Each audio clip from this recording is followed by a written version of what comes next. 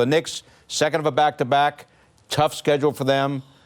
Bulls hadn't played since Monday.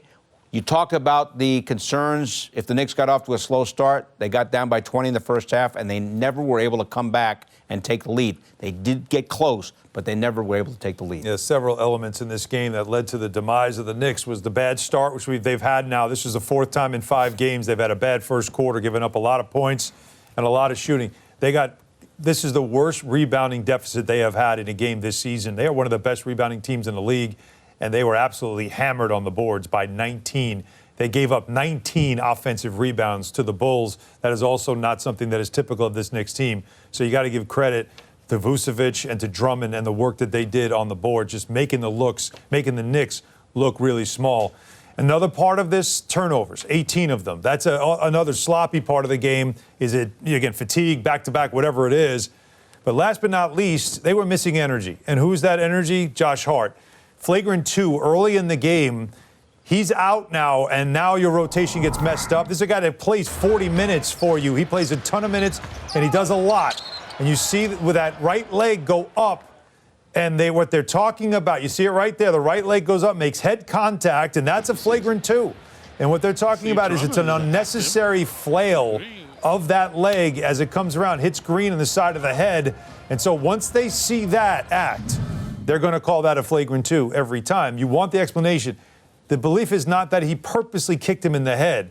The belief is that he did make the head contact, he has control over his body, and they felt like that was an unnecessary move by the leg. So they lose Josh Hart, who's averaging, since Randall's injury, averaging over 10 rebounds a game, playing over 40 minutes a game, coming off one of his best games as a Knick, and a guy that you know in games like this provides that kind of energy you need to get you over the top. He was not there. He was sorely missed tonight. Another headline here, OG Anunoby back, had missed 27 of the last 30 games with the elbow problems. Looked good. Didn't look like he had any soreness at all in that right elbow, and played pretty well with the double-figure outing, 12 points, and was very involved. Maybe playing more than he otherwise would have if Hart were available, but I think positive for everyone concerned. Knicks Nation here, you got to be happy with OG Anunoby playing. 29 minutes he played, which is, again, that part is good. He never looked like he was tired, so his conditioning seems to be very good. It should get better. 12 points, 5 of 8, just kind of found his offense when he needed it, didn't force too much. Got you a couple of steals as well, because that's, what he does. But just having him on the floor, number one, is a great sign for this Knicks team that needs all the bodies they can get. And he had a good game. He will then, as we know, you got to get your rhythm. You got a lot of different things that you have to find. He's only played in 3 games in the last 2 months, so it's going to take him a minute or two. He didn't force.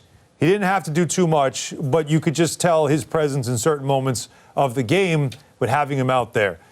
Just, again, that's the positive, is the fact that he's on the floor, he's playing again, and the Knicks, as they head into the postseason, can feel like they are almost whole. They are 90% whole. A big loss of Julius Randle, of course. They're going to miss him big time. But having him and Mitchell Robinson now back in this lineup and having them play minutes to play themselves into the type of shape, condition, game rhythm that they're going to need when they get to the postseason, critical. So that's a good sign on a night where obviously the Knicks are frustrated with the loss. And if there was any doubt about Hart's importance to this team, as we talked about, tonight is evidence. Got to have him because, as you mentioned, Knicks outboarded by 19, biggest rebounding differential they've had all season long. Monica, the East is tight. Alan and I talked about this, the rebounding differential, the biggest the Knicks have had all year long, a minus 19. Boy, did they miss Josh Hart tonight.